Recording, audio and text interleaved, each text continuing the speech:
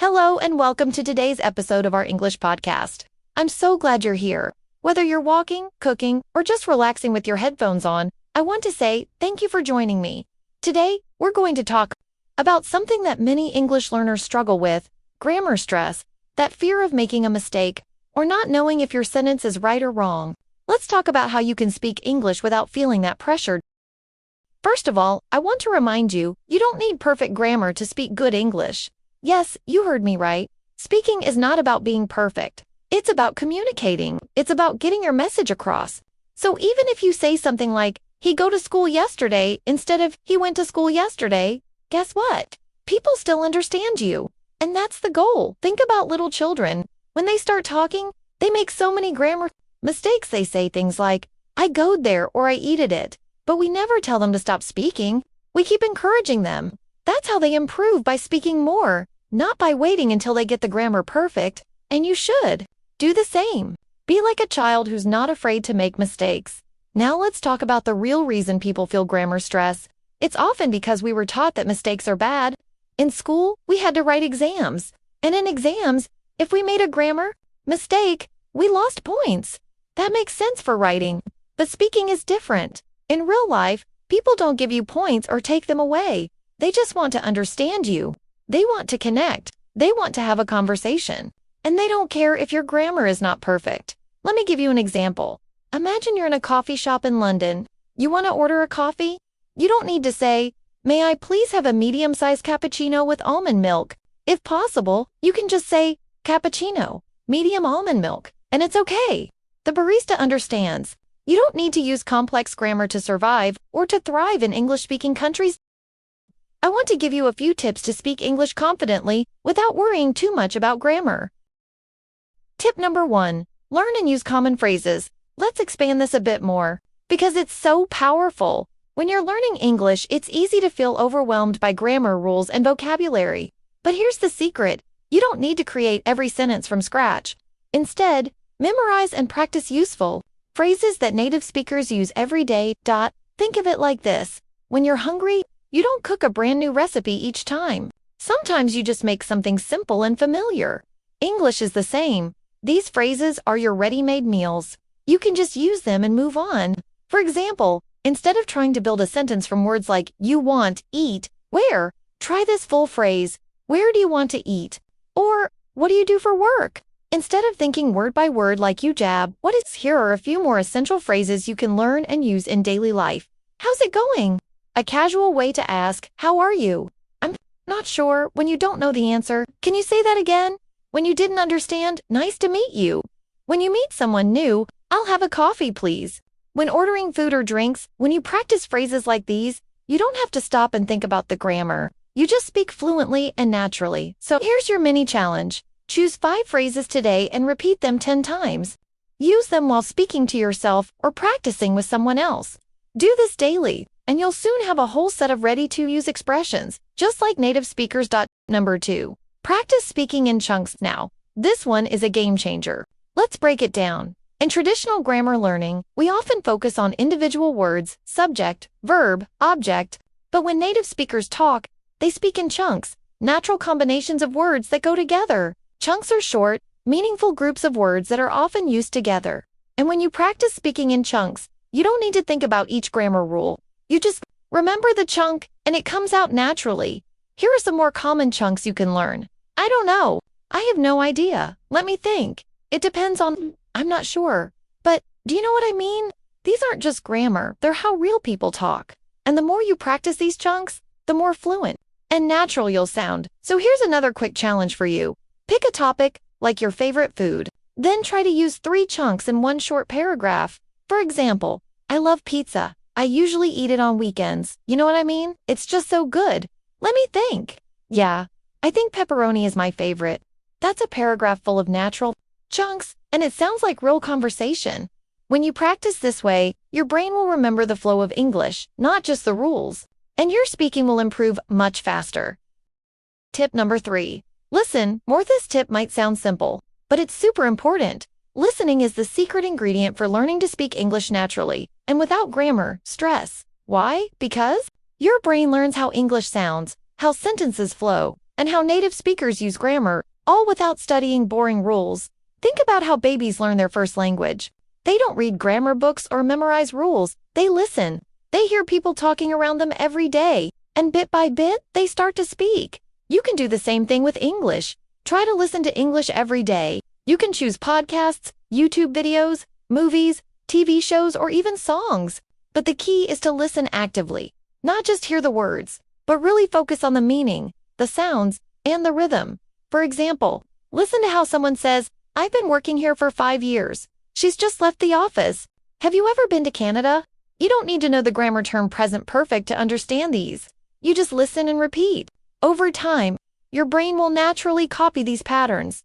Here's a little exercise. When you listen to a sentence you like, pause the audio and try to repeat it exactly the way you heard it. The pronunciation, the speed, and the intonation. This is called shadowing. It helps you sound more natural and confident. Listening a lot also helps you learn new vocabulary and phrases, so you'll have more things to say when you speak. Remember, the more you listen, the more your brain gets used to English grammar patterns without you even noticing. Tip number 4. Don't correct yourself while speaking. This is a really important one that many learners forget. When you speak, you might hear yourself make a grammar mistake or say something that doesn't sound perfect, and then you stop. You try to fix it. You start over. This is a natural feeling, but it actually slows you down and makes speaking harder. Imagine you're having a conversation with a friend. If you stop every few seconds to fix your grammar, the conversation won't flow. Your friend might even lose interest. Instead, try this. Keep going no matter what. Even if you say, "He'd go to school yesterday," just keep talking. Don't stop to say, "No, wait, it should be went." Just continue your thought. Why? Because fluency is about speaking smoothly and clearly, not about being perfect. And here's the best part. When you keep speaking, your brain gets more practice. Over time, you'll naturally start making fewer mistakes. If you correct yourself too much, you create stress, and stress makes it harder to learn. So be kind to yourself. Speak like a real person with mistakes and all. Remember, even native speakers make mistakes sometimes. Try this little practice. Next time you speak English, set a goal to talk for 1 minute without stopping or correcting yourself. You can do this by talking to yourself or recording your voice. You'll see how much more confident and natural you sound when you don't interrupt yourself. Tip number 5. Use simple sentences. First, one of the best ways to reduce grammar stress is to keep your sentences simple and clear. You don't need to use long, complicated sentences to communicate well in English. In fact, trying to make very complex sentences too early can confuse you and make you feel stuck. Instead, focus on short, simple sentences that get your message across clearly. For example, instead of saying, "Despite the fact that I was tired, I decided to go to the party because I wanted to see my friends." Try saying, "I was tired, but I went to the party. I wanted to see my friends." Both say the same thing, but the second version is easier to say and understand. Simple sentences help you speak faster and with less worry about grammar. Plus, they make your meaning clear. Here's a quick practice. Try describing your day using only simple sentences. For example, "I woke up early. I ate breakfast. I went to work. I talked to my friends. I came home." Notice how easy that feels. As you get more confident, you can add details and combine sentences.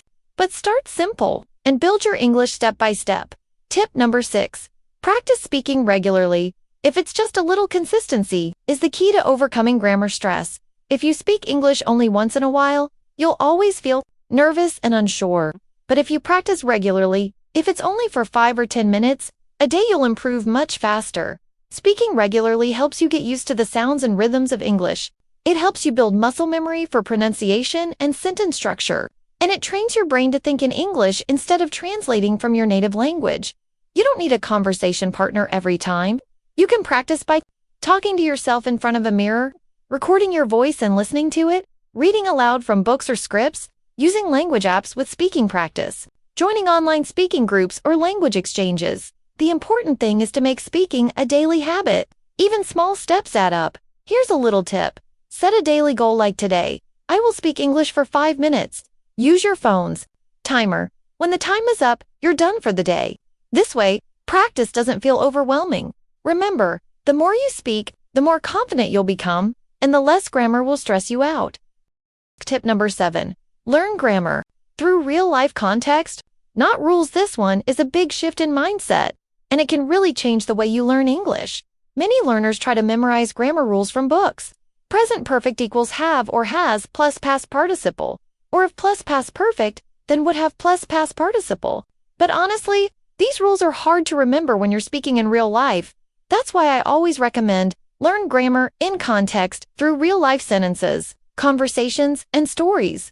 When you hear and read full sentences, your brain sees how grammar is used naturally. You start to feel what sounds right without needing to explain the rule. Let's look at an example. Instead of memorizing the rule for future tense, just hear it in use. I'm going to visit my parents this weekend. We'll go out if it doesn't rain. She's flying to London tomorrow. Each sentence uses a different form of the future. And guess what?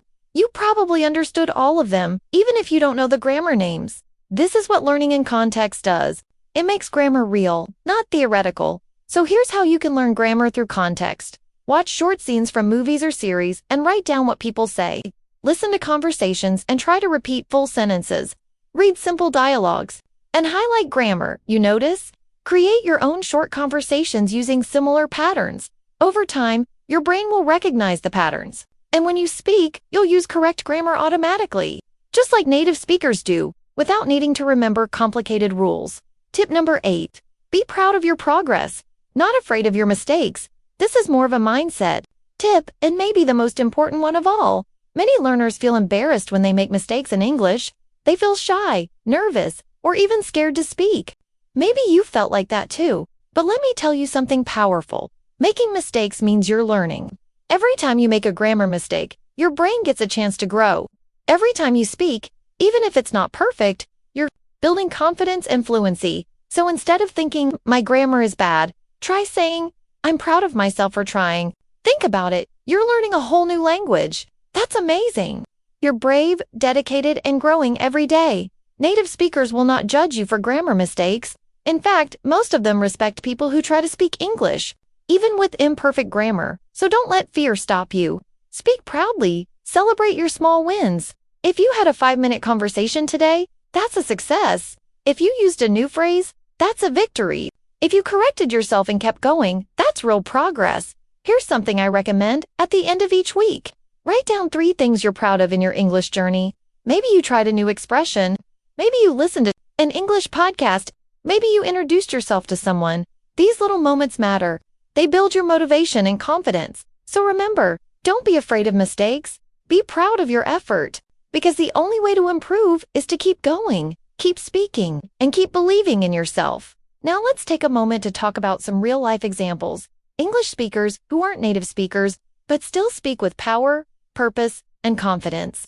You know, when we think of fluent speakers, we often imagine someone who was born and raised in an English-speaking country, but that's not the full picture.